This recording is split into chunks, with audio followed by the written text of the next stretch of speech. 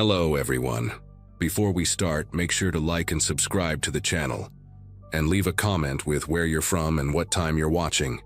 That way, YouTube will keep showing you stories just like this one. Now, let's begin.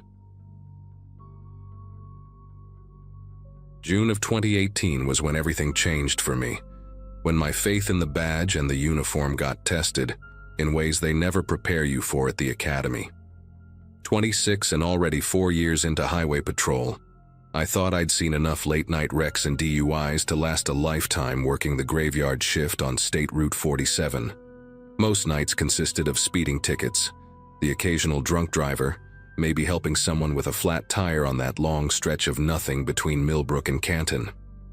My sergeant used to joke that the most dangerous part of our job was staying awake through those endless dark hours when the radio stayed quiet and the road stretched empty for miles. But that particular Thursday night in June taught me that sometimes the quiet is when you need to be most alert, when predators count on your routine and isolation to spring their trap. Dispatch came through at 2:47 a.m., cutting through the dead silence in my patrol car like a knife. Single vehicle accident, possible rollover. Caller reported someone pinned and bleeding badly on Old Quarry Road about 8 miles past the county line. I knew that stretch well. A narrow 2-lane that curved through dense pine forest with no streetlights, no houses, just an abandoned limestone quarry that shut down in the 90s.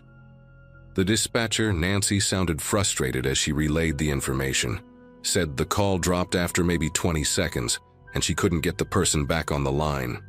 Cell service out there was spotty at best, dead zones everywhere between the hills. Protocol said wait for backup on remote calls, but when someone's bleeding out, every second matters. I flipped on my lights and pushed the Crown Vic hard through those winding curves, telling Nancy I'd assess the scene first while she tried to route an ambulance from the county hospital. Old Quarry Road appeared in my headlights like a tunnel carved through solid darkness, the pine trees creating walls on both sides that seemed to swallow the light.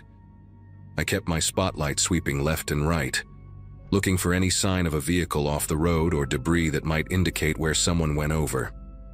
After about 3 miles in, I spotted it. Fresh tire marks veering hard right, straight through the soft shoulder and into the tree line. My spotlight caught the gleam of metal maybe 30 feet down the embankment. A silver sedan wrapped around a massive oak tree, the driver's side completely crushed. Steam still rose from under the crumpled hood, and I could see dark stains on the shattered windshield that made my gut tighten. I grabbed my flashlight and medical kit, radioing my position to Nancy while I half slid down the muddy slope, my boots struggling for purchase on the wet leaves. When I reached the vehicle, a 2012 Toyota Camry according to the twisted remnants of the trunk badge, the smell hit me first.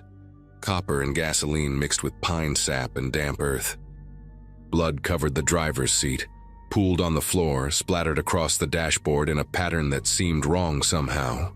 Too deliberate, like someone had thrown it rather than bled it. No body though, no victim trapped behind the wheel or thrown through the windshield. I circled the car with my flashlight, checking the back seat, the surrounding brush, calling out for anyone who might have crawled away injured. That's when I noticed the phone, an old iPhone propped carefully on the passenger seat, screen glowing with an active call. A woman's voice played on speaker, desperate and looping. "Please help me, oh God, please, he's coming back, I can hear him. Please somebody help me." The recording repeated every few seconds the same terrified plea, and I realized with a cold certainty that this wasn't a voicemail or a pocket dial. Someone had recorded this and left it playing. I reached for my radio, keeping my other hand on my service weapon as an instinct I couldn't quite explain kicked in. "Nancy, we've got a situation here. This doesn't look right. Possible false report. Requesting immediate backup to my location." Static crackled back at me, then Nancy's voice choppy and breaking up. "Unit 47, say again, you're breaking up. Did you find the victim?" I tried adjusting the radio, moving away from the car to get better reception, but the static only got worse. My GPS unit on the dashboard started flickering, the location jumping around before going dark entirely. Training told me to get back to my vehicle, Establish communication, wait for backup, but then I saw headlights crest the ridge about half a mile behind where I'd parked. Not the emergency lights of an ambulance or another patrol car, just regular headlights, moving slow and deliberate down the road toward my position. The headlights stopped about 200 yards from my patrol car, sitting there in the darkness, engine running. I could hear it idling, a diesel sound, heavy like a truck or large SUV. My radio crackled again and Nancy's voice came through clearer this time. All units, we have a second 911 call reporting shots fired on Old Quarry Road. Caller says an officer is down, requesting all available units respond code 3. My blood turned to ice because I hadn't heard any shots, hadn't reported being fired upon, and I was the only officer on this road. Someone was calling in false reports, trying to flood the scene with responders, or maybe trying to confuse dispatch about what was really happening. I keyed my radio. Nancy, this is Unit 47. I'm code 4. No shots fired. This is a setup. Tell responding units to approach with extreme caution. But when I released the button, I only heard that same static, like something was jamming the frequency. Movement in my peripheral vision made me spin toward the tree line on the opposite side of the road from the wrecked car. 3 figures emerged from the woods, walking steady and purposeful toward my position, spread out in what we called a tactical formation at the academy. They wore dark clothing, faces obscured by baseball caps and bandanas, and I could see the outline of long guns in their hands. My training kicked in hard. Multiple hostiles, superior firepower, compromised communications, isolated location. This wasn't random. They'd studied our response protocols, knew a lone officer would respond to a bleeding victim call, knew the dead zones where radios failed, knew exactly how long it would take backup to arrive even with a shots-fired call. I moved behind the patrol car's engine block, drawing my Glock 22, knowing 15 rounds wouldn't mean much against 3 rifles, but having no other option.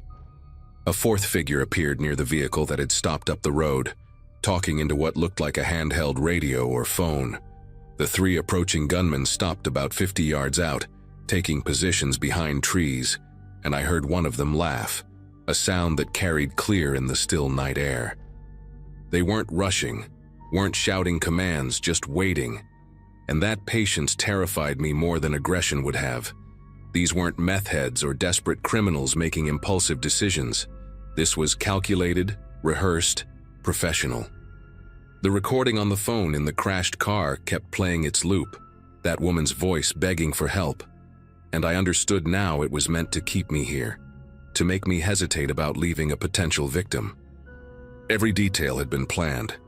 The blood to make it look real, the phone to sell the emergency, the GPS jammer to prevent tracking, the false 911 calls to confuse response. They'd turned our own procedures into a weapon against us. The smart play was getting back in my patrol car and ramming through whatever they'd set up, but I knew they'd anticipated that too.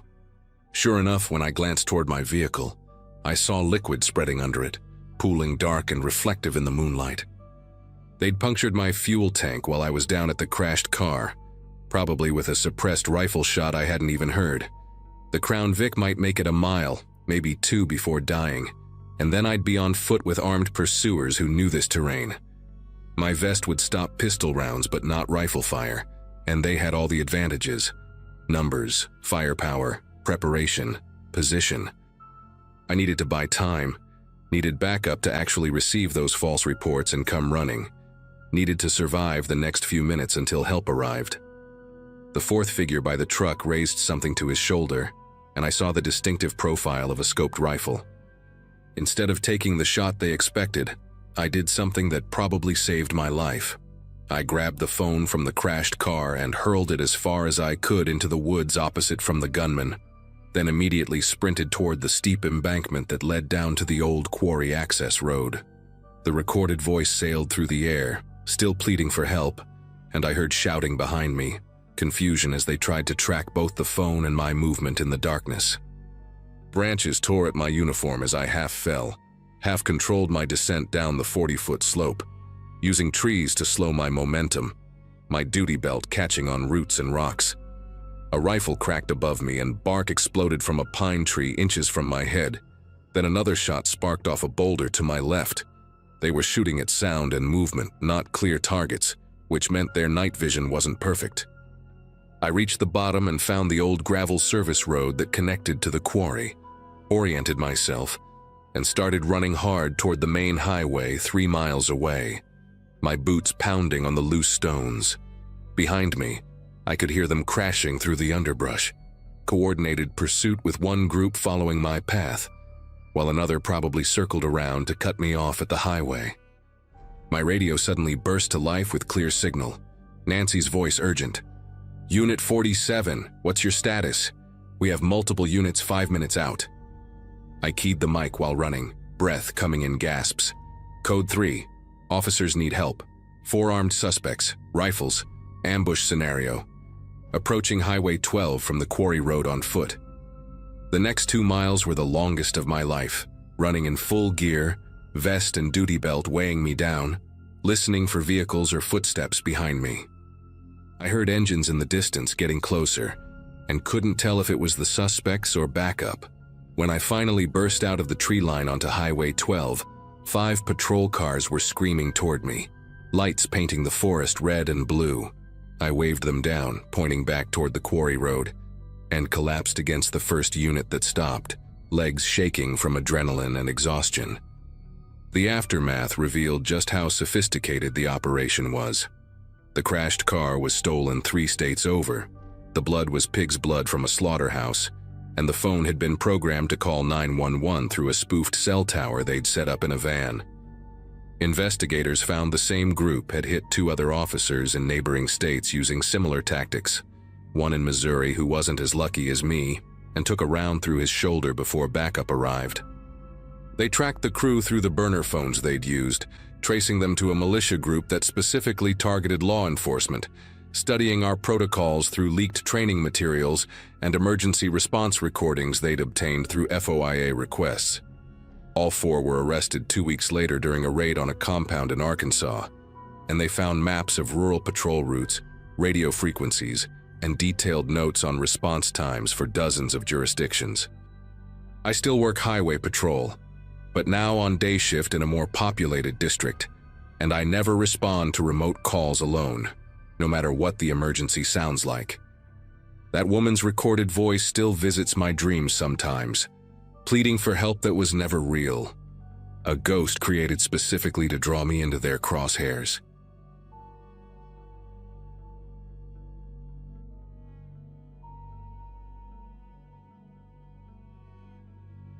"7 months have passed since that night, and I still avoid Interstate 24 whenever possible. People ask me why I quit trucking after 15 years on the road, why I sold my rig and took a desk job that pays half what I used to make. I tell them I got tired of the lifestyle, that my back couldn't handle those long hauls anymore, but the truth sits heavy in my chest like a stone I can't digest. I need to share what I saw, what I reported, what they found because of my call. Maybe putting it out here will help me sleep, without seeing those faces pressed against the glass, without hearing those sounds that weren't supposed to exist at a rest area 40 miles from nowhere." I'd been driving the Nashville to Memphis route for about 3 years by then, usually making 2 or 3 runs a week, hauling auto parts for a distribution center. That particular Monday in early October started like any other.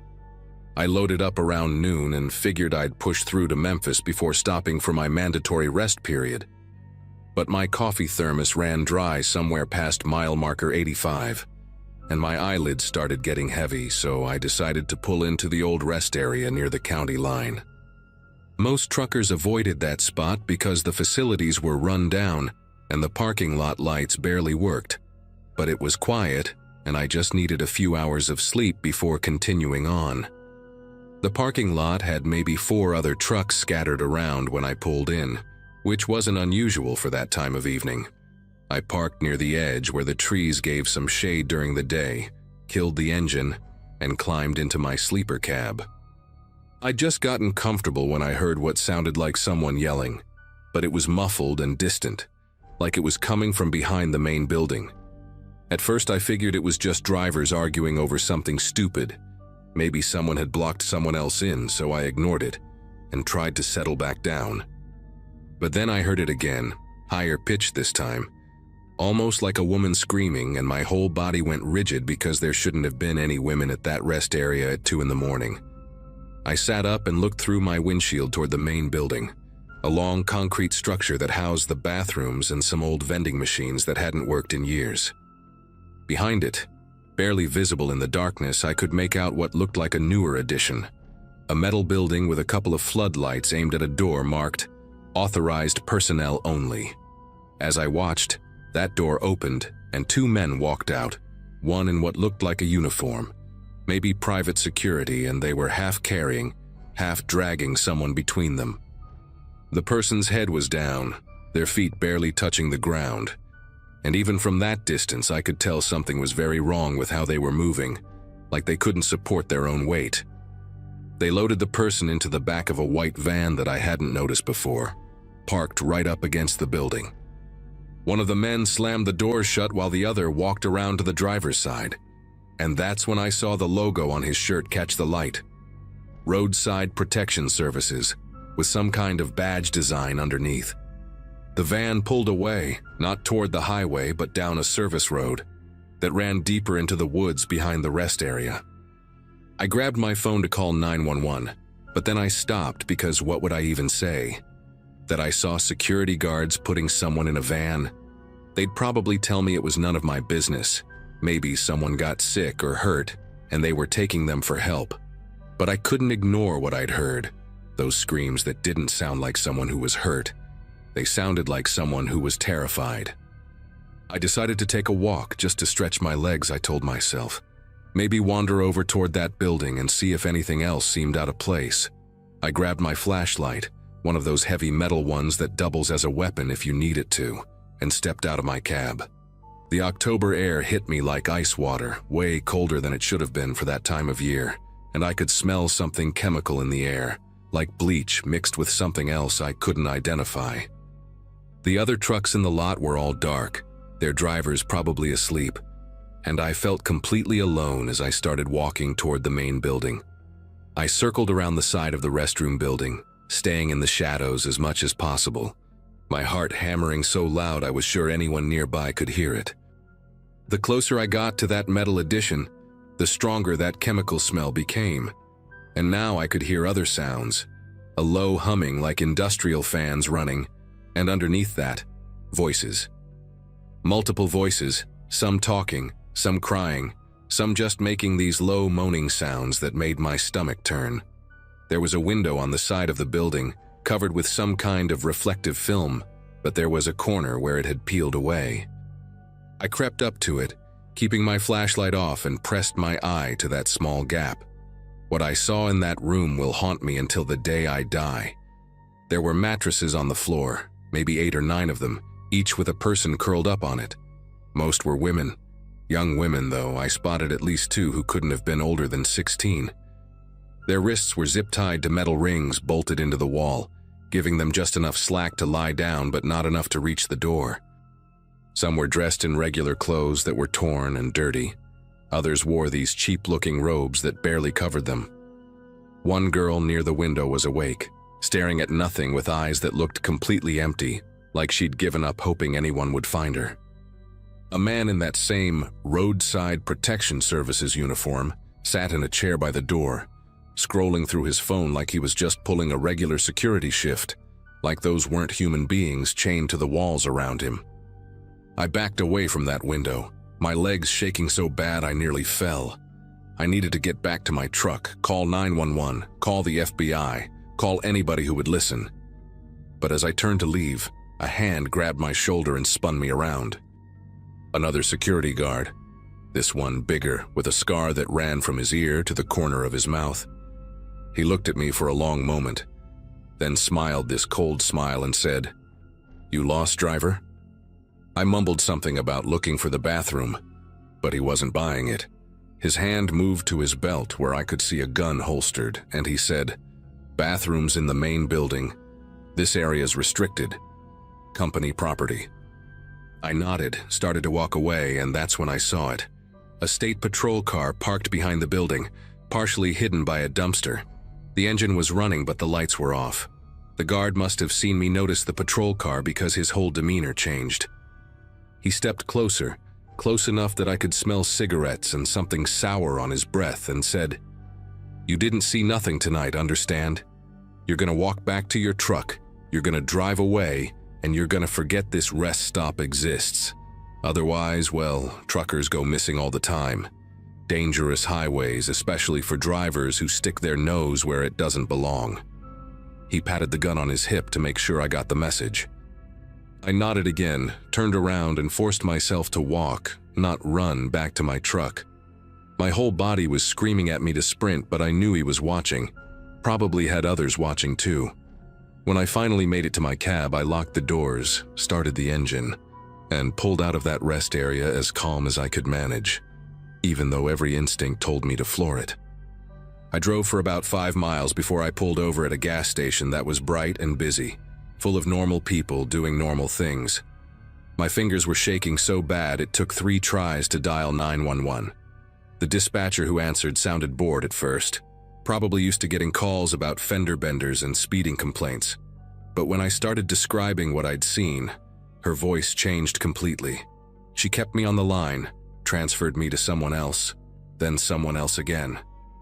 Within 10 minutes, I was talking to an FBI agent who told me to stay exactly where I was, that they were sending someone to meet me immediately. 2 agents showed up within the hour, and I told them everything: the room, the girls, the security company, and most importantly, that state patrol car hidden behind the building. What happened next was all over the news for weeks, though they kept my name out of it, thank God. They raided that rest area just before dawn with a joint task force of FBI and state police from a different district, not local. They found 14 women and girls, the youngest just 15, all victims of trafficking. The Roadside Protection Services was a shell company that had somehow gotten a legitimate contract with the state to provide security for several rest areas along the interstate. They'd been using that cover to run their operation for almost 4 years. The real kicker came when they arrested everyone involved. Among them were 2 local cops who'd been using their patrol cars to transport victims and provide cover when needed. One of them was a sergeant with 18 years on the force, a family man with 3 kids who'd been living a complete double life. I testified before a grand jury 3 months later, behind a screen so the defendants couldn't see my face. All of them got convicted. The 2 cops got 25 to life, the security guards got similar sentences, and they tracked down 3 more people who were running the money side of things. The victims, the ones who survived, were given counseling and help starting over, though I doubt any amount of therapy erases what they went through. As for me, I couldn't drive truck anymore. Every rest stop looked sinister. Every security guard made me nervous, and I kept wondering how many other places like that are operating right now, hidden in plain sight. I work in a warehouse now, home every night, and I never take the interstate if I can avoid it. People think I'm paranoid when I tell them to be careful at rest stops, to never get out alone at night. But I know what's out there. I know that sometimes the people meant to protect us are the very ones doing the harm, and that knowledge changed something fundamental in how I see the world.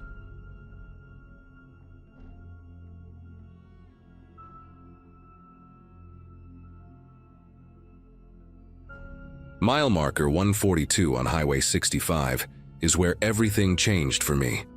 I'd passed that same green sign probably 1,000 times during my years with Tennessee Highway Patrol, never thinking it would become a landmark I'd never forget. That Wednesday afternoon, traffic was light, just the usual mix of semis and commuters heading north toward Kentucky. 23 years wearing the badge teaches you to read vehicles like other people read faces, and that beat-up Corolla maintaining exactly 55 in the right lane was trying too hard to be nobody. Perfect speed, perfect lane position, like someone had coached the driver on how to be invisible. The spider web crack spreading across the left taillight gave me legal cause to make the stop. The driver pulled over with mechanical precision, positioning the car so perfectly parallel to the shoulder line it seemed practiced. Through my windshield, I watched him arrange both hands at 10 and 2 before I even stepped out of my cruiser. That kind of rehearsed compliance always makes me pay closer attention. I ran the plates while walking up. Registered to a Paul Brennan from Cookville. Clean record. Nothing remarkable. But when I reached his window and he rolled it down, the smell hit me immediately. Multiple air fresheners fighting each other, creating a chemical cloud that made my eyes water. His forehead gleamed with perspiration despite the 40-degree weather, and when he passed me his license, his fingers trembled enough to make the plastic card flutter like a moth wing. Paul Brennan matched his photo, but nothing else about him matched a normal traffic stop. He answered my questions about where he was headed with single words, Memphis, while his eyes kept flicking to his rearview mirror. Not checking for traffic, but checking his trunk area through the back window. Quick glances, then back to me, then to the trunk again. His breathing came in these controlled little bursts, like someone counting between inhales. I asked him to step out of the vehicle, and he complied so fast he nearly fell getting out. Standing there beside his car, he kept shifting his weight, rocking slightly, his hands opening and closing at his sides. The temperature was dropping as the sun set behind us, but fresh sweat kept beading on his upper lip. I asked him about the air fresheners, keeping my tone conversational, just curious why he needed so many. He stuttered through an explanation about buying the car used, said it had a smell he couldn't get out, something about spilled milk in the summer. But his voice cracked on the word summer, and he immediately looked at the trunk again. That's when I heard it, or thought I did. A soft thump from the rear of the vehicle. Could have been the exhaust cooling, could have been the wind hitting the car just right. Brennan heard it too because his whole body went rigid. He started talking faster, saying he really needed to get to Memphis, had a job interview in the morning, couldn't be late. The words tumbled out while his feet stayed planted like they were glued to the asphalt. I told him I needed to check his vehicle, standard procedure for the taillight violation, make sure everything else was in working order. His face changed then, went from nervous to something else, something desperate. He asked if I had to, said he'd fix the taillight as soon as he got to Memphis, promised to get it done first thing. When I insisted, he took a step backward, just one step, but enough to make me adjust my stance. His keys were still in the ignition, engine running, and I could see him calculating distances. I've seen that look before, guys deciding whether to run or fight or comply. I kept my voice steady, told him this would just take a minute. Asked him to pop the trunk. He said the latch was broken, said he'd been meaning to fix it, said a lot of things that didn't explain why his whole body was shaking now. I walked around to the trunk myself, Brennan trailing behind me, still talking about Memphis and interviews and broken latches. The trunk had scratches around the lock, fresh ones that gleamed silver against the faded paint. When I pressed the release button inside the car, nothing happened. Brennan said, "See, told you broken," but his voice had gone high and thin. I got my flashlight and crouched down, looking at the latch mechanism, and that's when I heard it clearly. Not a thump this time, but movement, deliberate movement, and what sounded like breathing that wasn't coming from Brennan or me. I stood up and looked him in the eye, told him to open the trunk right now. He shook his head, said he couldn't. Said, "Please, officer, just let me go. I'll throw away the taillight. I'll never drive through Tennessee again." I called for backup then, keeping my eyes on Brennan while I spoke into my radio. His shoulders sagged when he heard me give our location, and he sat down right there on the cold asphalt, put his head in his hands. Started saying he didn't know, they just paid him to drive, $500 to take the car to Memphis and leave it at a rest stop. Said he never looked, never asked questions, just needed the money. While we waited for backup, I kept hearing those sounds from the trunk, stronger now, rhythmic tapping like someone trying to signal. I told Brennan we were opening that trunk one way or another, and he just nodded, defeated. He reached into his pocket, pulled out a second key, one that wasn't on his main ring. Said they gave him this one separately, told him to never use it unless instructed. His hand shook so bad when he held it out that I had to take it from him. The key turned smooth in the lock, and the trunk popped open with a soft click. The smell hit first, human sweat and fear and something chemical, like chlorine. She was curled in the fetal position, A girl, maybe 16 or 17, duct tape around her wrists and ankles, another piece hanging loose from her mouth where she'd managed to work it free. Her eyes were huge, blinking in the sudden light, and she made this sound, half sob, half gasp. I reached for her and she flinched back, pressing herself against the wheel well. Her lips were cracked and bleeding, and when she tried to speak, only a rasp came out. I told her she was safe now, kept repeating it while I cut the tape with my knife, but she kept staring past me at Brennan, who was crying now, saying over and over that he didn't know she was so young, didn't know anything except where to drive. Backup arrived in minutes, 2 more patrol cars and an ambulance that I'd requested the moment I saw her. The paramedics wrapped her in blankets, gave her water in small sips while checking her vitals. She'd been in that trunk for at least 8 hours, according to what she managed to whisper. Grabbed from a mall parking lot in Kentucky, she remembered a white van, then waking up in darkness hearing road noise. They'd moved her twice before Brennan's car, she said. Different vehicles each time, always at rest stops. While the EMTs worked on her, Brennan started talking to anyone who would listen.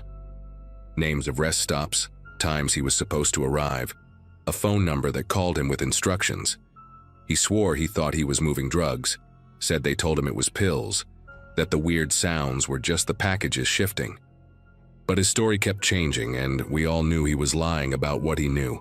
The girl, Haley was her name, told us about hearing other voices when they transferred her. Not just one person, but several, speaking in code words about packages and delivery times. She'd memorized some of what she heard through the tape over her mouth, kept repeating it to herself to stay focused, to stay sane. Routes they mentioned, something about a warehouse near Louisville, regular runs every few days. The detectives who arrived started mapping it out while Haley was still in the ambulance. This wasn't random, wasn't opportunistic. This was organized, methodical, using people like Brennan who needed quick cash and wouldn't ask questions. The broken taillight hadn't even been accidental. Haley heard them talking about keeping speeds perfect, never giving cops a reason to stop them. But they couldn't control everything. Couldn't fix that crack that spread just enough to catch my eye at mile marker 142. What Brennan gave us that night opened everything up like pulling a thread on a cheap sweater. The phone number led to a burner, but the tower pings showed patterns, regular stops at specific locations across 3 states. Within a week, FBI got involved, found the warehouse Haley had heard them mention. 12 more girls were recovered over the next month, some who'd been missing for years, others grabbed just days before. The rest stops Brennan named were all monitored, and they caught 3 more drivers, each with their own story about easy money and not asking questions. Each arrest led to more phone numbers, more locations, more girls who made it home. They traced money transfers to accounts in 5 different states, fake businesses that existed only on paper, a whole network that had been operating for at least 3 years according to the federal prosecutors. Haley testified 8 months later, her voice steady in the courtroom as she identified 2 of the men who'd transferred her between vehicles. She'd gone back to school, was seeing a therapist, trying to piece her life back together. Her parents sent me a letter, thanking me for stopping that car, for noticing that taillight. But I keep thinking about all the other Corollas doing exactly 55, all the other drivers with perfect lane position and rehearsed compliance that I didn't stop. Brennan got 15 years as part of a plea deal for his cooperation. The investigation is still ongoing, they tell me. New leads coming in every week. I still patrol Highway 65, still pass mile marker 142 every shift. Now I watch for more than just broken taillights. I watch for cars trying not to exist, for drivers who know their scripts too well, for that particular kind of fear that has nothing to do with getting a ticket. Because now I know what might be in those trunks, who might be counting the minutes in darkness hoping someone notices something wrong enough to take a closer look.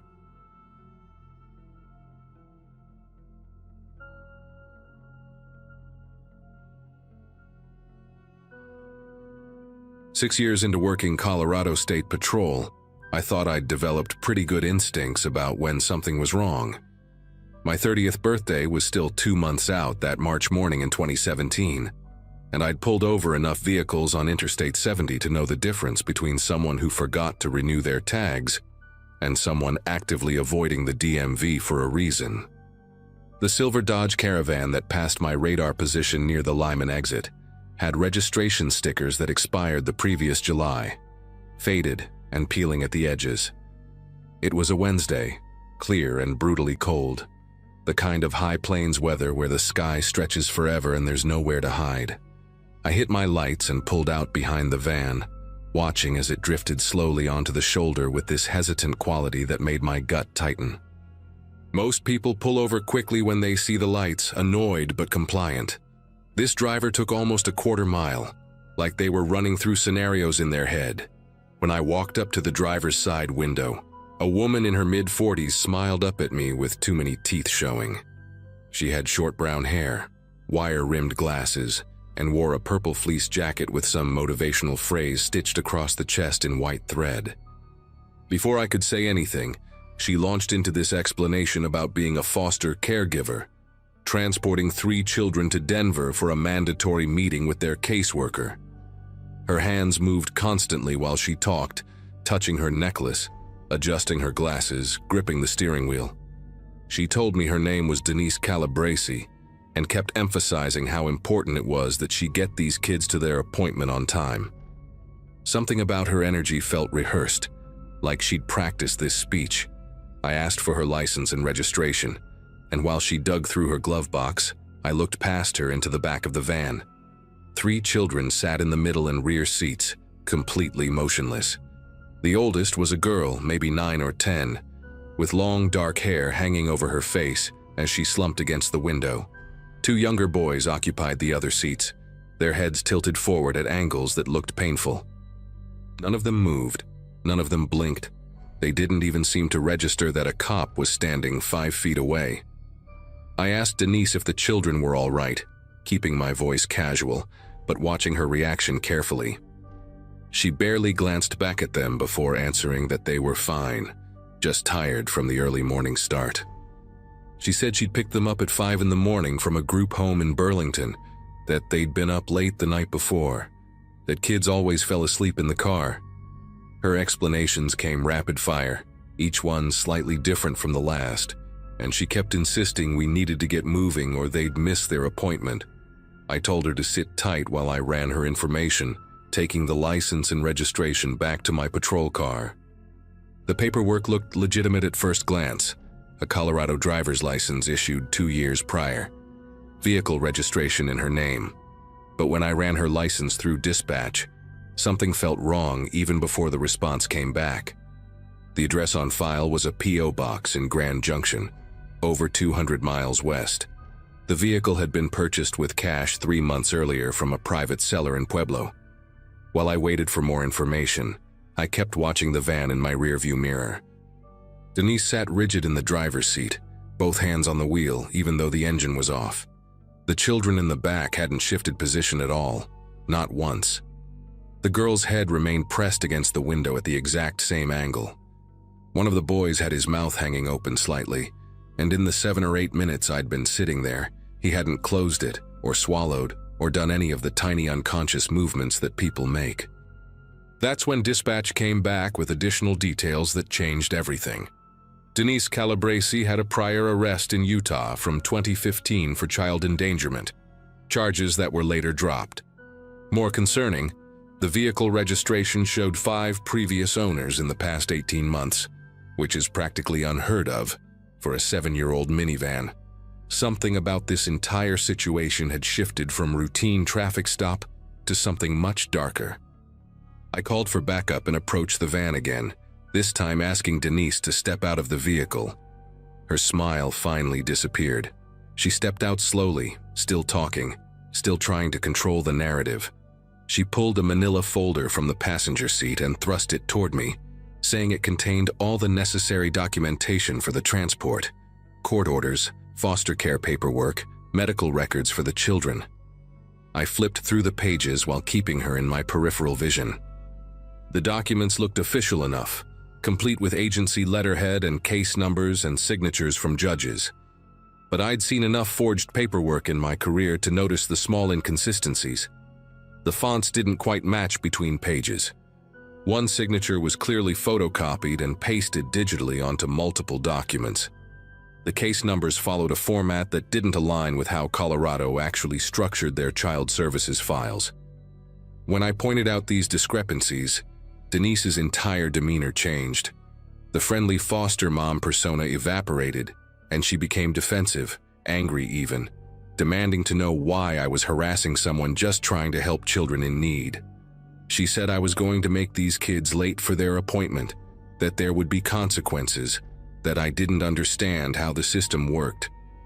My backup arrived within 10 minutes, another trooper named Vincent Reyes, who I'd worked with dozens of times.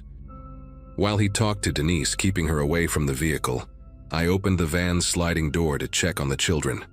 The smell hit me immediately, this stale recycled air mixed with something chemical and sweet that I couldn't place. The girl in the back seat didn't react when I said hello.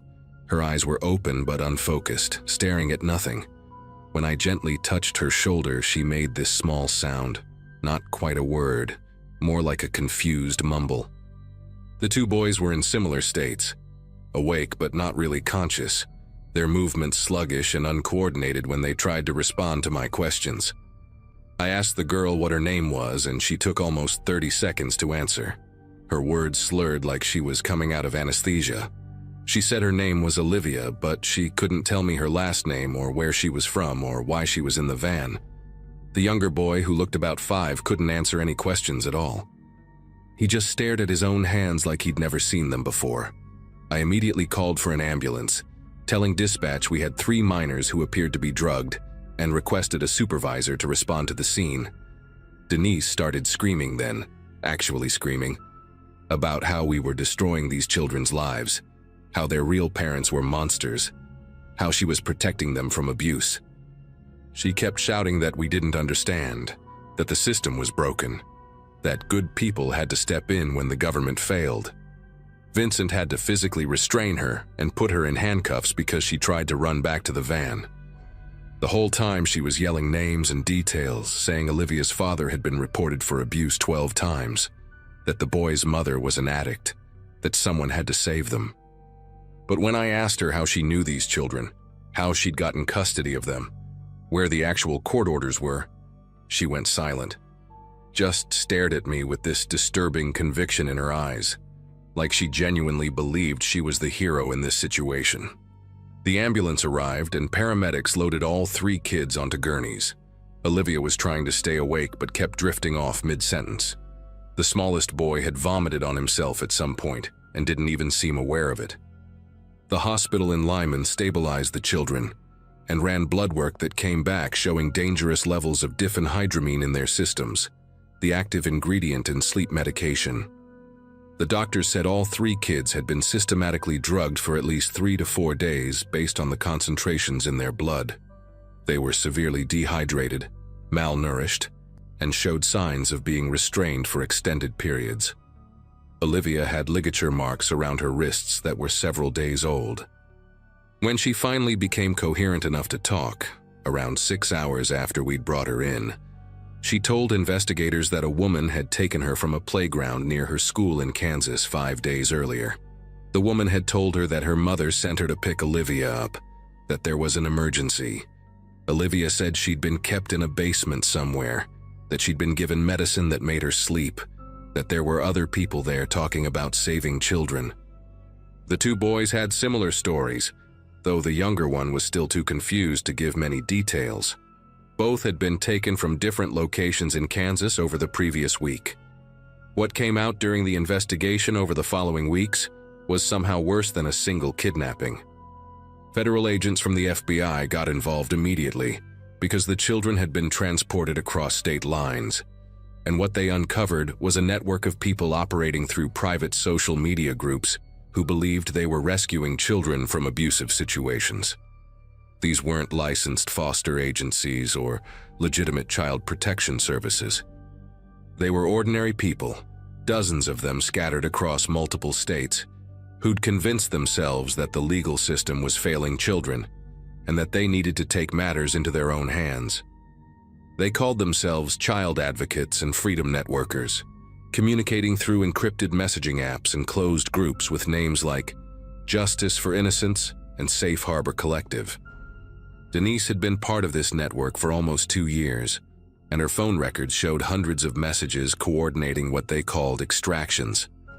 They'd share information about families involved in custody disputes, parents who'd been reported to child services, any situation where they decided a child was in danger. Then they'd plan abductions, creating fake documentation, arranging temporary hiding places, and eventually transport routes to move children to other members of the network in different states. The really disturbing part was how they justified everything. Agents found manifestos and shared documents in these groups where members talked about being warriors for children, about how traditional channels had failed, about their moral obligation to act. They'd screenshot news articles about child abuse cases, posts from parents venting about custody battles, anything they could twist into evidence that they needed to intervene. Olivia's father had never been charged with abuse. Those 12 reports Denise mentioned were actually a contentious divorce where Olivia's mother had filed complaints that were investigated and found to be unsubstantiated. But someone in the network had decided that meant the system was covering up abuse, and they'd targeted Olivia for extraction. The 2 boys had been taken from their grandmother's care while their mother completed a rehabilitation program. Their caseworker had regular contact with them, and they were scheduled to reunify with their mother within a month. But the network had seen a social media post about the mother's previous addiction and decided the children needed to be saved. They'd watched the grandmother's house, learned her routine, and taken the boys from her backyard while she was inside making lunch. Over 40 people were eventually arrested across 7 states as the investigation expanded.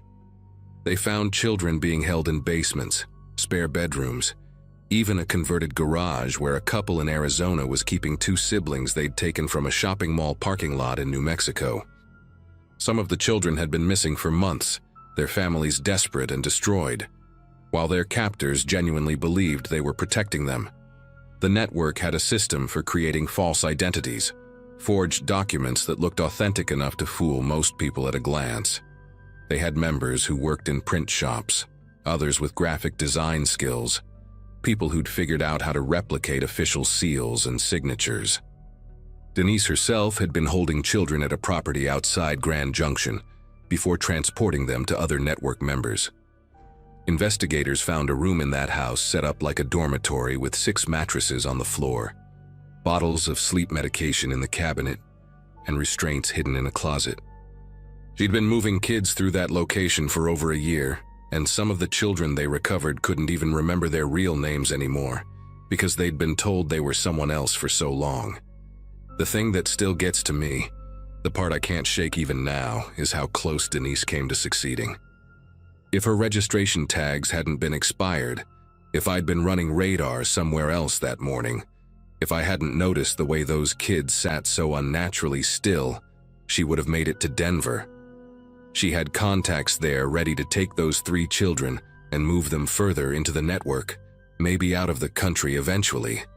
Olivia would have disappeared completely, and her parents would have spent the rest of their lives wondering what happened to their daughter. The 2 boys would have become ghosts. Their grandmother blamed herself until the day she died. All 3 kids had to go through months of therapy, and Olivia still has nightmares according to the victim advocate who stayed in touch with me. Denise Calabresi was sentenced to 30 years in federal prison, and she never showed remorse. At her sentencing, she gave this speech about how history would vindicate her, how she'd done what was necessary, how the real criminals were the people who let children suffer. 47 other network members received sentences ranging from 5 to 25 years. The FBI shut down the online groups, but I know there are probably others out there, different names and different platforms, people who've convinced themselves that their twisted logic justifies stealing children. I think about that every single time I pull someone over now. Every traffic stop, every expired tag, every minor violation could be the thread that unravels something terrible. That silver minivan taught me that evil doesn't always look like what you expect. Sometimes it looks like a middle-aged woman in a purple fleece jacket, with an inspirational quote stitched on the chest, smiling at you through a car window while 3 drugged children sit silent in the back seat.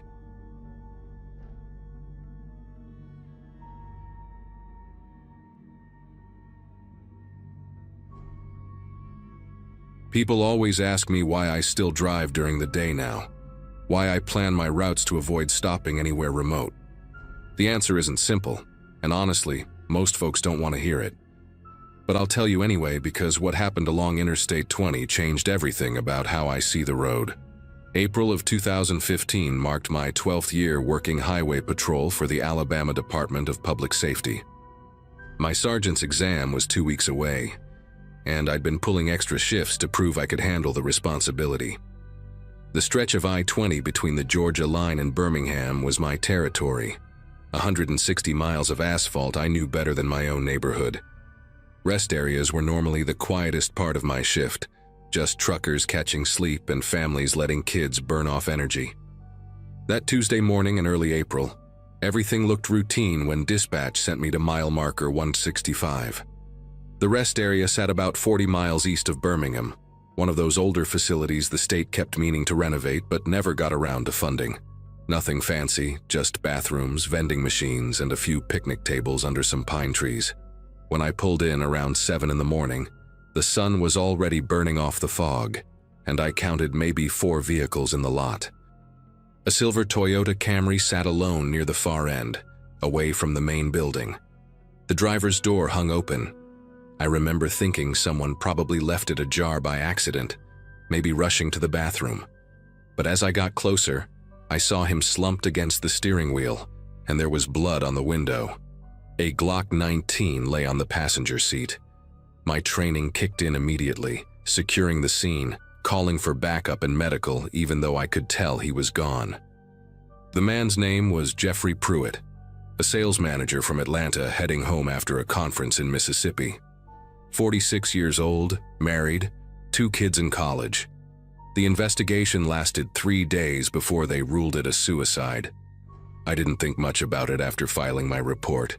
Suicides happened on highways more than people realized, usually guys going through divorces or facing bankruptcy who couldn't handle the pressure anymore. The case file went to the county coroner, and I moved on to the next call.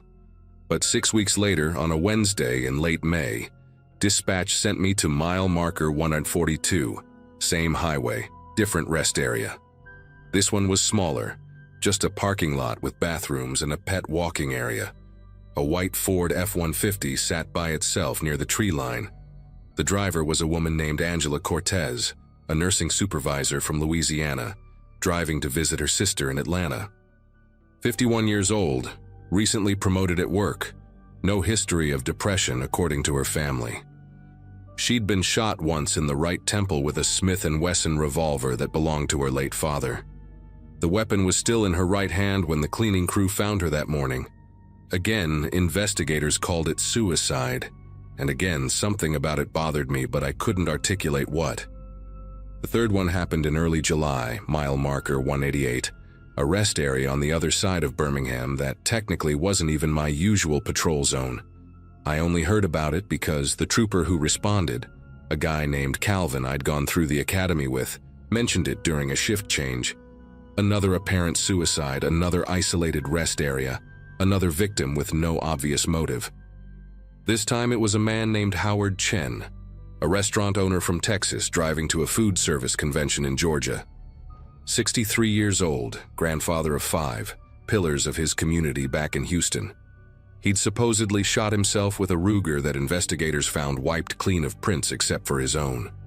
Calvin said the scene felt staged to him, too neat, too convenient. But physical evidence supported suicide, and without proof of foul play, the case closed within a week.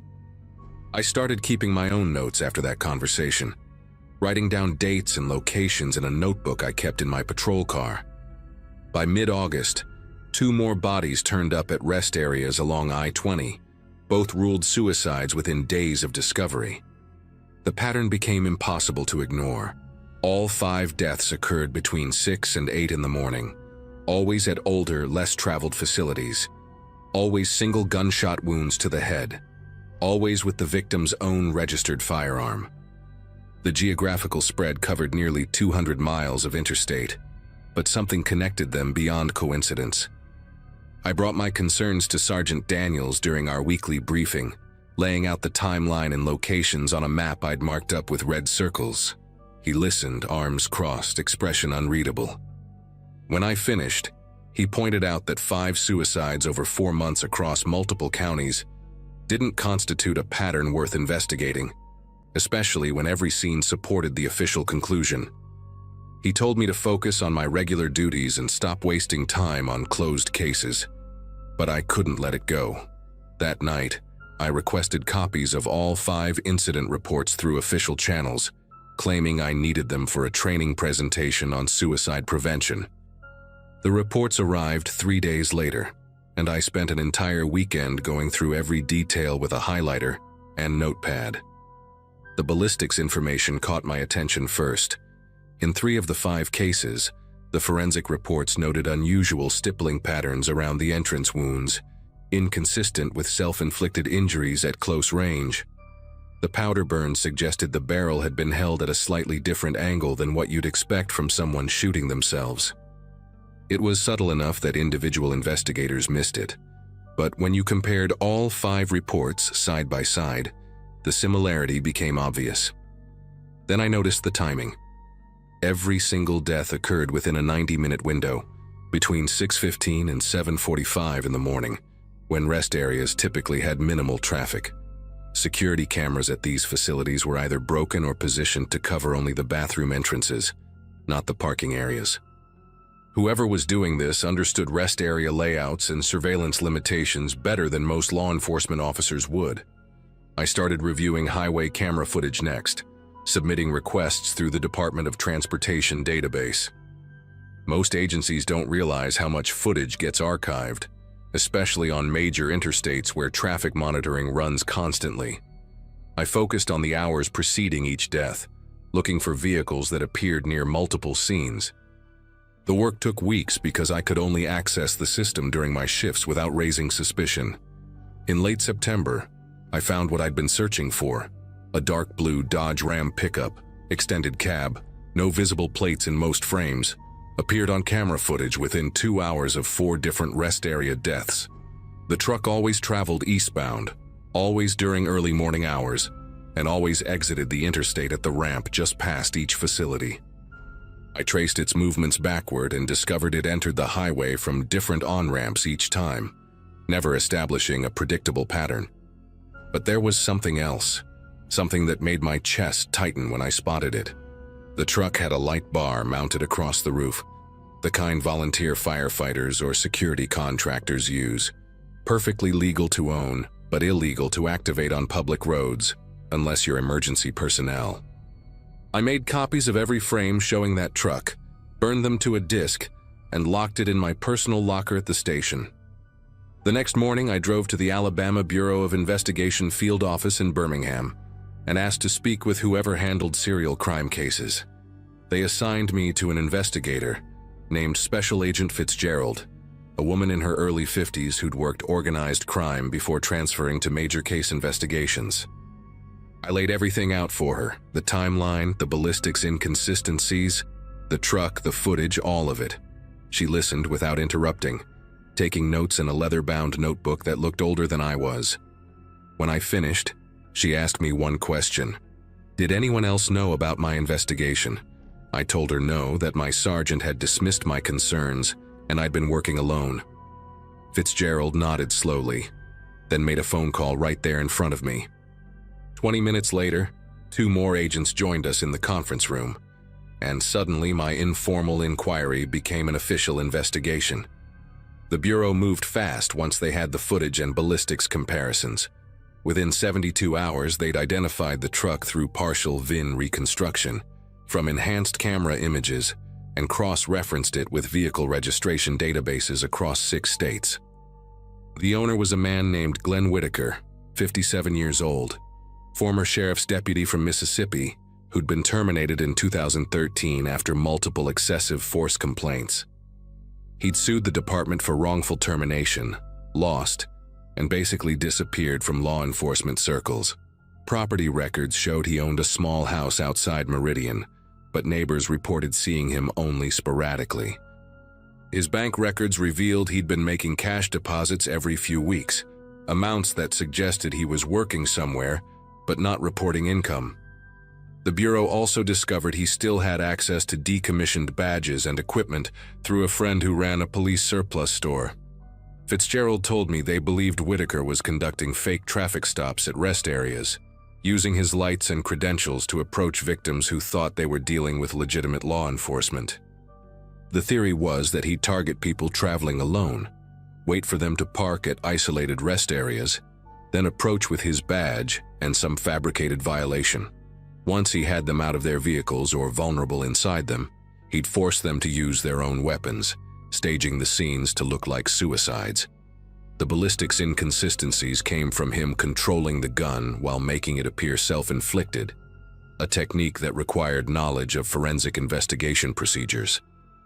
It was methodical, calculated, and absolutely terrifying, because it exploited the one thing most people trust without question on the highway.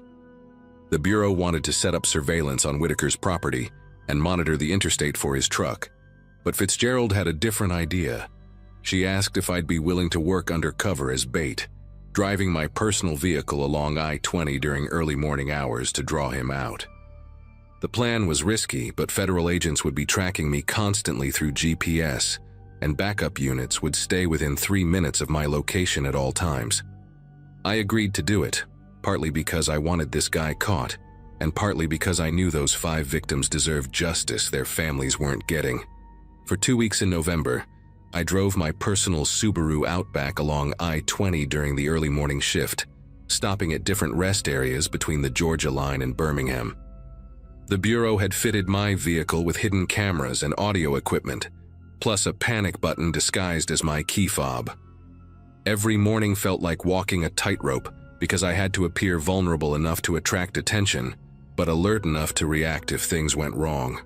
On the 14th day, a Friday morning in mid-November, I pulled into the rest area at mile marker 151 around 6:30. The parking lot was empty except for one semi-truck at the far end, driver probably sleeping in the cab. I parked near the picnic area, killed the engine, and pretended to check my phone. 15 minutes passed, then I saw it in my rearview mirror, that dark blue Dodge Ram rolling slowly into the lot, light bar clearly visible on the roof. My heart hammered against my ribs, but I forced myself to stay calm, to act natural. The truck parked 2 spaces behind me, angled so its headlights illuminated my vehicle. A man got out wearing what looked like a deputy's uniform, complete with badge and utility belt. He approached my driver's side window with that specific walk law enforcement develops, authoritative but not aggressive.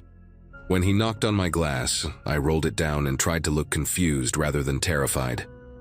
He introduced himself as Deputy Whitaker, said he'd received a report about a vehicle matching mine, involved in a hit and run back at mile marker 165, needed to see my license and registration. His voice was calm, professional, exactly how a real officer would sound. I handed him my documents, buying time for the backup units to close in. He examined them for maybe 30 seconds, then handed them back and asked me to step out of the vehicle. That's when I saw his right hand drift toward his belt, not to his radio or citation book, but to a holster that held a Beretta 9mm. I pressed the panic button. Everything happened in less than 90 seconds. 4 unmarked Bureau vehicles came screaming into the rest area from both directions, blocking every exit. Whitaker realized what was happening immediately, his expression shifting from professional calm to pure rage in an instant. He went for his weapon, but agents were already out of their cars, weapons drawn, shouting commands. He put his hands up slowly, that fake badge glinting in the morning sun. They took him down hard on the pavement, cuffed him, and searched his truck on sight. Inside, they found a collection of decommissioned badges from 3 different agencies, 2 sets of magnetic emergency lights, a police radio scanner, and a laptop containing surveillance photos of at least 15 different rest areas along I-20 and Interstate 59. They also found a notebook with dates, times, and vehicle descriptions, including entries that matched all 5 victims. In the glove compartment was a Taurus pistol that ballistics later matched to gunshot residue found at 2 of the crime scenes. Residue that shouldn't have existed if the deaths were truly suicides. Whitaker's trial lasted 6 weeks in federal court. Prosecutors charged him with 5 counts of first-degree murder, unlawful impersonation of law enforcement, and a dozen other felonies. The evidence was overwhelming, from the ballistics matches to the surveillance footage to the materials in his truck. His defense tried to argue that he'd been conducting citizen patrols and had nothing to do with the deaths, but the jury deliberated for less than 4 hours before convicting him on all counts. He got 5 consecutive life sentences without possibility of parole. The families of the victims finally got answers, though I know that knowledge probably didn't ease their pain much. As for me, I made sergeant 6 months later, but I never stopped thinking about those 2 weeks in November, about how close I came to becoming the 6th victim in his notebook. These days, I coordinate rest area safety initiatives for the state, making sure cameras cover parking lots and increasing patrol presence during early morning hours. People still ask why I'm so obsessive about it, why I push for funding nobody else thinks is necessary. I just tell them I've seen what happens when we're not watching carefully enough, when someone exploits the trust people place in a badge and a uniform. That's usually enough to end the conversation, because deep down, nobody really wants to think about the fact that the person pulling you over might not be who they claim to be.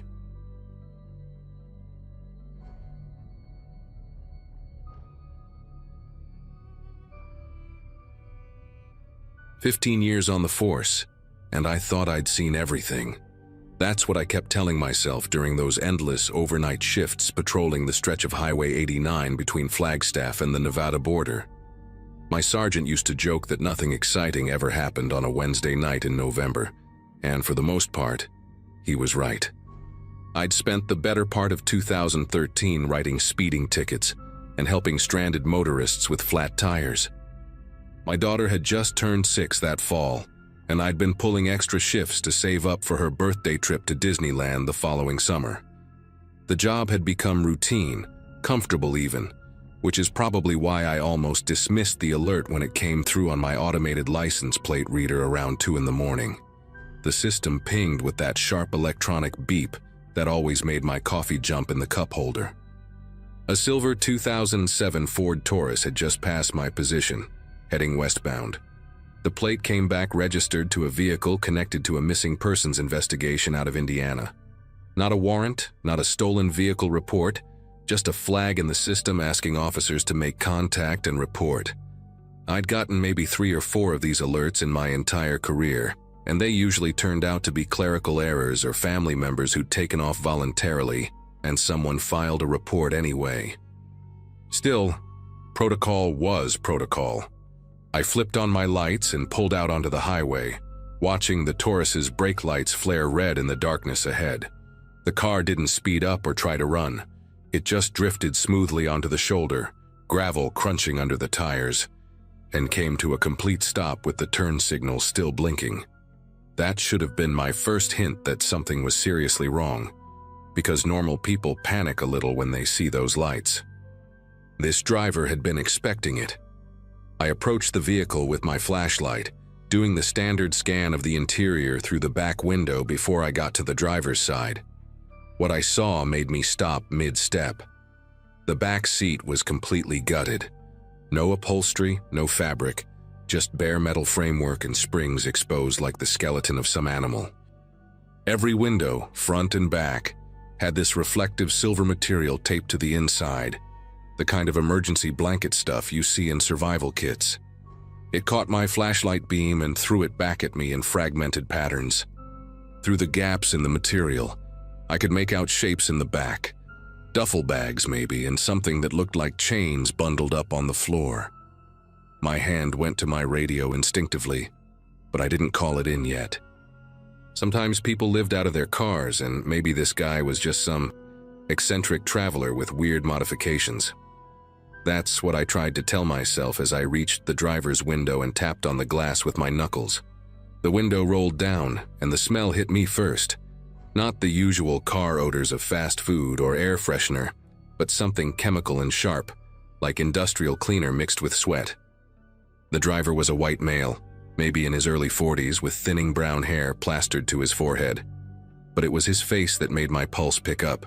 Deep purple bruises spread across his left cheek and temple, fresh enough that the edges were still that ugly yellow-green color. His right eye was bloodshot, the white turned completely red like a blood vessel had burst. More bruises ringed his neck, finger-shaped marks that looked like someone had tried to strangle him. He wore a stained gray hoodie with the sleeves pushed up, revealing more bruising on his forearms, defensive wounds crisscrossing his skin. Despite all this, he smiled at me. Not nervous, not guilty, just tired. "Evening, officer," he said, his voice hoarse and raspy. "I figured you'd pull me over sooner or later." I asked for his license and registration, keeping my voice steady even though every instinct was screaming at me to call for backup right then. He handed them over without hesitation, movements slow and deliberate like he didn't want to spook me. The license read Gregory Allen Brenner, address in Fort Wayne, Indiana, same state as the missing persons flag. I shined my light past him into the passenger seat and saw a clipboard with what looked like printed photographs paper-clipped to forms, the kind of documentation you'd see in official paperwork. "Mr. Brenner," I said, "I'm going to need you to step out of the vehicle.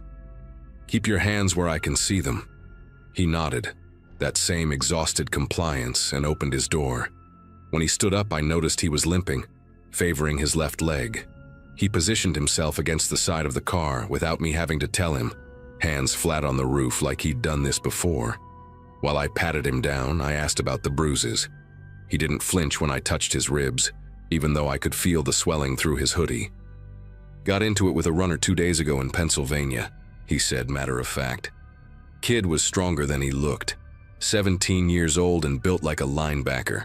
Had to use pepper spray to get him secured. Runner. That word hung in the air between us. I stepped back and told him to turn around slowly. "What kind of work do you do, Mr. Brenner?" He met my eyes, and there was nothing deceptive in his expression, just bone-deep weariness. "I recover runaway teenagers for their families," he said. "Private contracts, mostly through a service based out of Ohio. Parents hire the company when their kids take off and the police can't help fast enough. I locate them, make contact, and transport them back home. It's legal work, officer. I have all the documentation in the car. Signed parental consent forms, photographs, last known locations, everything." That's when I called for backup. Something about the way he said it, so rehearsed and clinical, made my gut twist. While we waited for my partner to arrive, I asked Brenner about the modifications to his vehicle. He explained each one like he was describing features on a work truck. The stripped back seat made it easier to clean and disinfect between transports. The reflective material on the windows prevented runners from signaling to people outside or breaking the glass to escape. The reinforced trunk, he claimed, was for secure storage of personal belongings so the teenagers couldn't access anything dangerous during transport. "They get violent sometimes," he added, touching the bruise on his face, "especially the ones who've been on the street for months. They don't understand I'm trying to help them get home." My partner, Officer Janet Kurtz, arrived within 10 minutes and immediately radioed for a supervisor when she saw the state of the vehicle. Brenner remained calm throughout, leaning against the hood with his arms crossed, watching us with that tired, patient expression. We searched the car with Brenner's permission, and what we found made the situation exponentially worse. In the trunk, underneath a heavy wool blanket, we discovered a metal toolbox containing zip ties, duct tape, a taser, two-way radios, and a locked leather pouch that Brenner said held medical sedatives. "For extreme cases," he explained when Kurtz held up the pouch, "when they're a danger to themselves or others during transport. I have a standing prescription from a doctor who works with the company." The clipboard from the front seat contained files on 6 different teenagers, each with a professional photograph, physical descriptions, known associates, and locations where they'd been spotted. 3 of the files had red stamps across them reading, "Recovered." The other 3 were still active. One of them, a 16-year-old girl named Cassidy from South Bend, had a note scrawled in the margin. Last seen Sunday near truck stop, Reno area. Confirmed sighting, proceed with caution, has knife. The photograph showed a blonde teenager with a nose piercing and scared eyes. My supervisor, Sergeant Dalton, arrived with 2 more units and immediately separated Brenner from us to conduct his own interview. While that happened, Kurtz and I started making calls. The company Brenner mentioned, Homeward Solutions LLC, existed and had a website advertising family reunification services. But when we contacted the Ohio Attorney General's office, things started unraveling fast. They had no record of any legitimate bail enforcement or recovery agency operating under that name. The business license had been registered just 8 months prior using a P.O. box address. When we ran Brenner's background, we found 2 prior arrests in Illinois for unlawful restraint that had been pleaded down to misdemeanors. He'd also been fired from a bail bonds company in 2009 for using excessive force on a skip. None of this matched his story of being a professional family service contractor. The parental consent forms in his files looked official enough, but the signatures were all variations of the same handwriting style, and none of the phone numbers listed for the parents connected to working lines. What really broke the case open was the missing persons database. When we cross-referenced the names and photos from Brenner's files, 4 of the 6 teenagers were listed as endangered runaways with active investigations. But here's the thing that still makes my skin prickle when I think about it. None of the families in those reports had ever hired anyone to find their kids. In fact, 2 of the families specifically told investigators they'd been contacted by someone claiming to have information about their children's whereabouts in exchange for payment. One mother in Wisconsin had wired $3,000 to Homeward Solutions before losing contact with them entirely. The girl in that file, 14-year-old Bethany, had been missing for 7 weeks when we pulled Brenner over. We found her jacket in his trunk, along with a prepaid cell phone containing text messages discussing pickup locations and delivery fees. The messages referenced other drivers, other vehicles, and what they called collection zones in truck stops and bus stations across 5 different states. Brenner was arrested on the spot and charged with kidnapping, extortion, and interstate transportation of minors. He didn't resist, didn't lawyer up immediately, just kept insisting he was doing honest work for desperate families. During processing, he gave up names of 3 other drivers working the same circuit, along with the identity of the man running the operation, a former private investigator named Carl Novak, who'd been operating out of a storage unit in Dayton. The FBI got involved within hours because of the multi-state nature of the crimes. What they uncovered was worse than any of us anticipated. Novak had been running this scheme for at least 2 years, targeting vulnerable runaways who'd already been reported missing. His drivers would locate these kids at shelters, street corners, anywhere they congregated, then either lure them with promises of help or simply grab them when the opportunity presented itself. Some were held in the modified vehicles for days while Novak contacted families pretending to be a legitimate recovery service. If families paid, the kids would sometimes actually be returned, traumatized, but alive. If families couldn't pay or refused, the teenagers would be abandoned in random locations far from where they'd been taken, or worse, sold to other criminal networks Novak had connections with. The case took 8 months to fully investigate and prosecute. They recovered 11 teenagers in total, including Cassidy, who was found at a motel outside Reno 3 days after we arrested Brenner. She'd been locked in his trunk for 6 hours during a transport before he stopped for the night and moved her to a room he'd paid for in cash. Bethany was found safe with relatives in Florida, placed there by another one of Novak's drivers who apparently had some remaining conscience, and dropped her somewhere she'd be cared for instead of following orders. Brenner got 18 years federal prison. Novak got 35. The other drivers received sentences ranging from 8 to 22 years depending on their level of involvement. I testified at 3 separate trials, and every time I had to look at those files again, At those scared faces in the photographs, I felt sick. The thing that stays with me most isn't even the violence or the cruelty of it all. It's how mundane Brenner made it sound that night on the highway. How he genuinely seemed to believe he was providing a service. That's what evil looks like sometimes. Not some monster in the shadows. Just an exhausted man in a stained hoodie who's convinced himself that what he's doing is justified. I still patrol that same stretch of highway, but I don't dismiss those automated alerts anymore, no matter how routine they seem.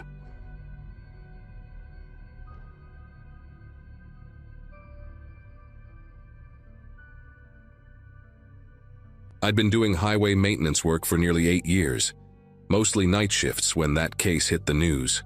Back then, I was covering long overnight drives between small towns, usually alone, checking cameras and road barriers. That stretch of road had always been quiet. Long flat miles, distant lights from gas stations, and the occasional convoy of trucks humming in the dark. My life revolved around coffee from vending machines, static from the radio, and the comfort of routine. It was the kind of monotony that made you start noticing every detail. How the fog hung low over the fields, how the asphalt changed tone under different kinds of headlights. The night it happened, I wasn't far. About 10 minutes before the report came in, I was parked near an emergency pull-off, logging some barrier replacements on my tablet. Out of habit, I kept the radio on the local patrol frequency. When dispatch called in a sedan crash near one of the overpasses, the tone in their voice made me sit up. They mentioned the driver was unresponsive, and something about impact from above. My first thought was that maybe a trucker had dropped cargo, but that explanation didn't last long once I heard they'd closed the entire span of the bridge. I drove out there before they even asked for road crew assistance. The scene looked wrong in that cold fluorescent glare. Cones scattered, paramedics crouched by a car that had veered halfway into the grass.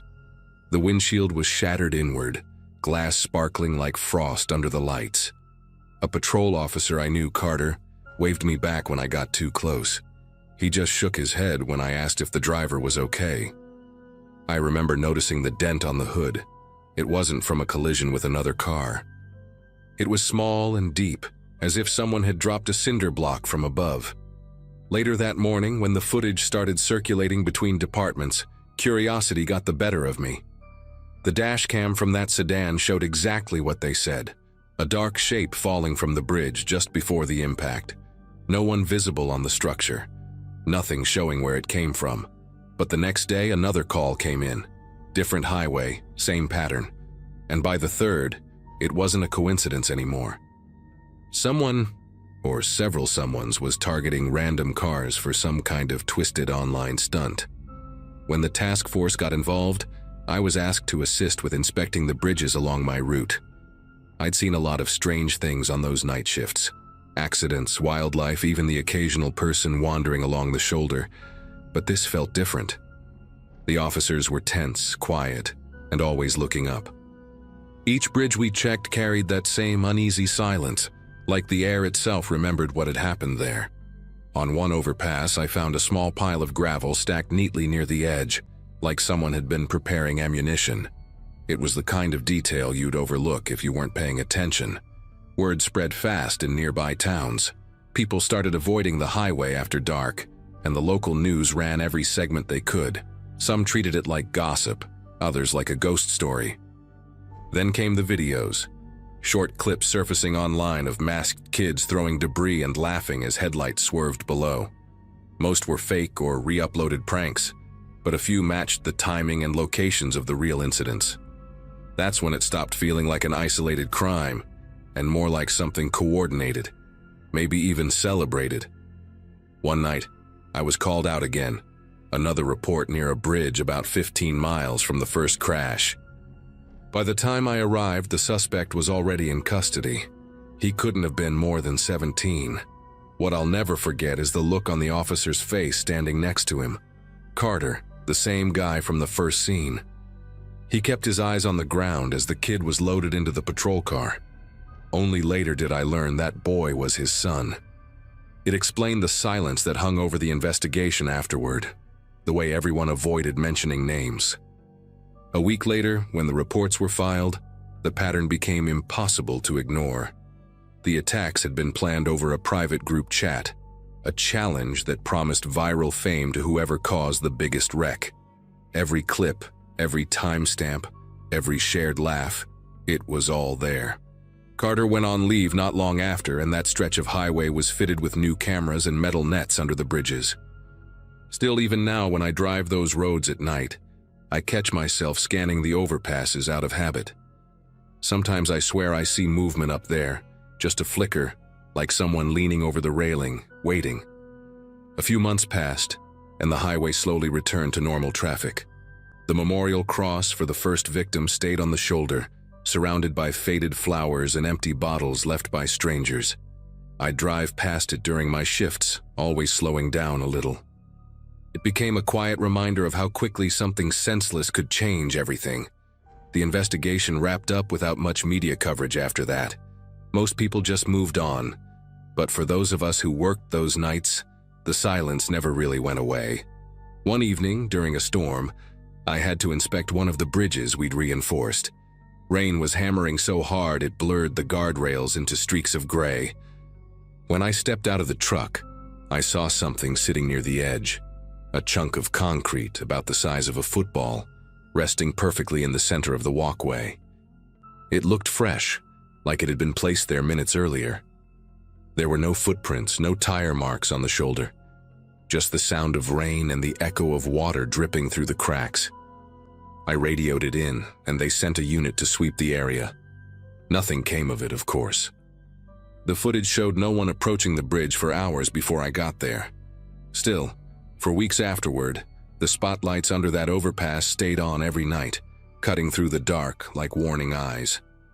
Drivers probably thought it was just another safety measure. I knew better. It was there because some part of us couldn't trust that it was truly over. I left that job a year later and took a position closer to home. But I still drive those same roads sometimes out of habit, watching the lights of the bridges fade in the distance. Every now and then, I think about Carter's kid and the twisted chain of dares that started it all. The internet forgot, like it always does, but I can't. Whenever a gust of wind rattles my windshield, I glance up at the overpasses without even realizing it. You'd think after all this time I'd stop expecting to see someone up there, but I never do. Not clearly, anyway.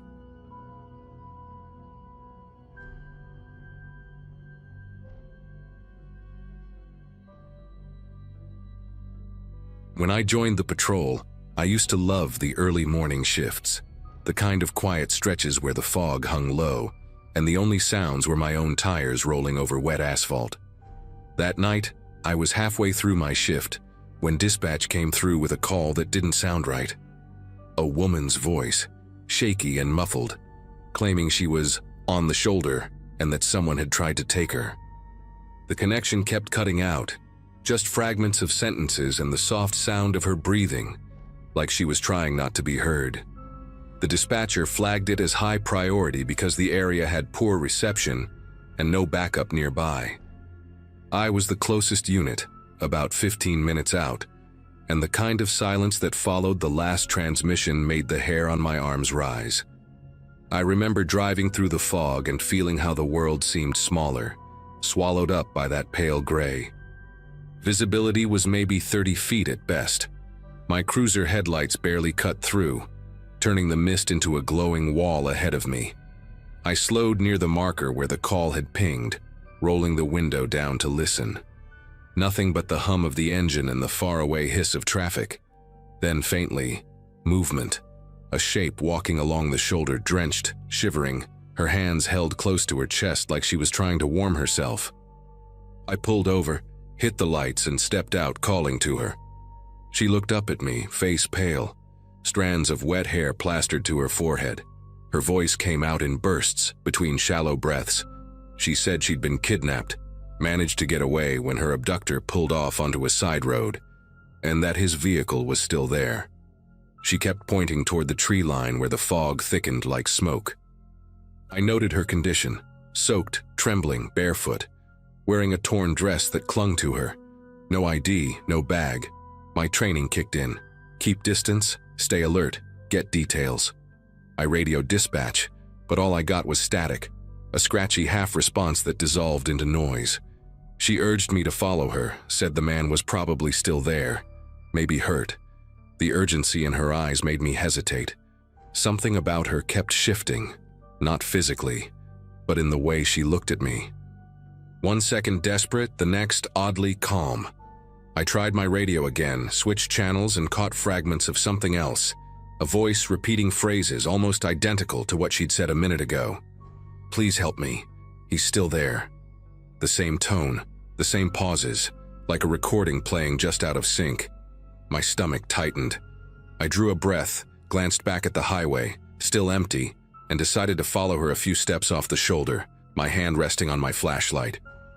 The turnoff she led me to was barely visible through the fog, just a narrow path of gravel curving between overgrown brush. My boots sank into the soft mud as I stepped past the guardrail. The air smelled metallic, like rain and old engine oil. She kept glancing over her shoulder, whispering that the car was right there, but every time I looked where she pointed, there was nothing but mist.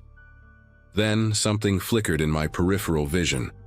A red glint, maybe a taillight gone as quickly as it appeared. I angled my flashlight, catching the outline of a scarf tangled on a low branch. It looked new but damp, like someone had deliberately set it there. I called out, asking for her name, trying to ground the situation, but she didn't answer. When I turned around, she was standing farther away than before, near the bend where the gravel disappeared into darkness. The fog swallowed her figure up to the waist, her outline blurred like a smudge on glass. I stepped closer, but before I could say anything, my radio cracked to life. A burst of feedback, then a familiar voice. Mine. My own voice, repeating the words I'd said minutes earlier when I'd first arrived. The same tone, the same background noise. It didn't make sense. I froze in place, listening as the static warped back into silence. I switched frequencies, trying to reach dispatch again, and got a different transmission. Faint crying, distant and repetitive, like someone replaying a short clip on a loop. It wasn't coming from my radio anymore. It was coming from somewhere nearby. A muffled echo drifting through the fog. My flashlight caught a glimmer of something small on the ground. A child's sneaker, perfectly clean, as if it had never touched mud. The placement was too deliberate. It felt staged, like pieces being laid out to guide me deeper in. I scanned the area, scanning the fog for movement, and realized how quiet it had become. No wind, no insects, no highway noise. Just me. Instinct told me to pull back, regroup, call for backup from a safer distance. But then my phone buzzed with a map notification, the shared location from the emergency call. I glanced at it, and the pin was moving, jumping erratically between 2 points. One near my cruiser, the other farther down the turnoff. It kept switching back and forth, as if someone wanted me to chase it. I turned toward the direction of the second point, and that's when I saw it. A faint silhouette crouched behind a cluster of bushes, not moving, not running, just waiting, watching me through the fog. I kept the beam steady, scanning the shape ahead. The crouched figure didn't move, not even when I called out. My thumb hovered near the safety clip on my holster, every nerve on alert. I took one cautious step forward. That was when a faint metallic tap echoed behind me. I turned the flashlight toward the sound, catching the edge of something reflective near my cruiser's lights in the distance. The instant I looked back, the silhouette was gone. I couldn't see where it went, but the fog shifted slightly, like air displaced by movement. My pulse thudded in my ears, and I realized I'd lost sight of the woman entirely. My training told me to return to the vehicle, but curiosity and protocol fought inside me. What if someone really was hurt out there? I moved a few steps deeper down the turnoff. A dim glow appeared through the mist, headlights angled downward, half buried in brush. The car was there after all. The driver's door was open, the interior lights flickering weakly. I announced myself, cleared the immediate area, then leaned in to look. The seats were empty, but the floor was littered with small objects, coins, a hair tie, an empty water bottle, all too clean, too carefully scattered. A faint smell of gasoline hung in the air. Then from my radio again came a voice I recognized, my dispatcher, but it was wrong. The timing of her speech was off, each word clipped and mechanical. Unit 3-1, confirm status. I answered, but the line crackled and her voice continued repeating the same sentence, even as I spoke. Layered under it was another faint sound, whispers, too low to distinguish, moving in and out of the static. It felt like multiple transmissions stitched together. My instincts screamed that I was being baited, pulled deeper into something orchestrated. I backed away from the car, scanning the tree line again. As I reached for my flashlight belt, my boot hit something. A folded paper map, half buried in the mud. It wasn't weathered like you'd expect. When I picked it up, I saw a red circle drawn around the very area I was standing in. The ink hadn't run from the rain. My location, marked ahead of time. Every small detail, the scarf, the sneaker, even the scattered items in the car, started connecting in my head. This wasn't random. Someone had planned this down to the minute. The fog seemed heavier now, pressing close, and somewhere out there, just past where I could see, a low engine turned over. The sound of that engine cut straight through the fog, a low rumble that idled for a moment, then stopped. I turned my light in the direction it came from, but there was nothing but a wall of mist. My cruiser's lights were barely visible through the haze behind me. I decided to move back toward the highway, keeping my flashlight low and my hand close to my sidearm. Each step on the gravel felt loud, like I was announcing my location. Halfway back, I caught another flicker of movement, someone darting between the trees to my left, too fast to track. I shouted a warning, identified myself as law enforcement, but the woods answered with silence. When I finally reached the edge of the shoulder, I saw a second pair of headlights through the fog. Backup. Relief hit me so hard I almost laughed, until I noticed they were angled wrong. Not approaching from the interstate, but already parked there facing mine. A black SUV, engine running, no markings. Its driver's door was ajar, interior dark. I called out again, voice firm, but got no response. The wind shifted then and I could smell something, the same gasoline scent, stronger this time. That's when the dispatcher's voice returned, crystal clear, saying my unit number, but this time she used my first name. Only she didn't know my first name. I cut the radio immediately, stepped behind my cruiser for cover and drew my weapon. The SUV headlights dimmed slightly, like someone had just stepped in front of them. For a few seconds, all I could hear was the ticking of my engine cooling down. Then came the faint scrape of shoes on asphalt. One figure, maybe two, walking slowly along the shoulder toward me. I shouted commands. No reply. My light caught only fragments, the glint of wet fabric, a hand partially raised, a shadow moving just out of focus. And then the sound stopped. The SUV engine cut. Silence again, heavy enough that I could hear my heartbeat. Later, investigators said I was lucky. Another unit found me about 20 minutes after my last transmission, standing by my cruiser, weapon drawn, still sweeping the fog. The SUV was gone. So was the woman. The only evidence left were footprints, several sets, circling my patrol car before vanishing into the brush. The victim's phone, the one used to make the call, was later found 2 counties away, wiped clean except for one saved audio clip. My own voice, distorted and replaying the same few words I'd spoken when I first arrived. Whoever they were, they knew exactly how to lure an officer alone into the dark.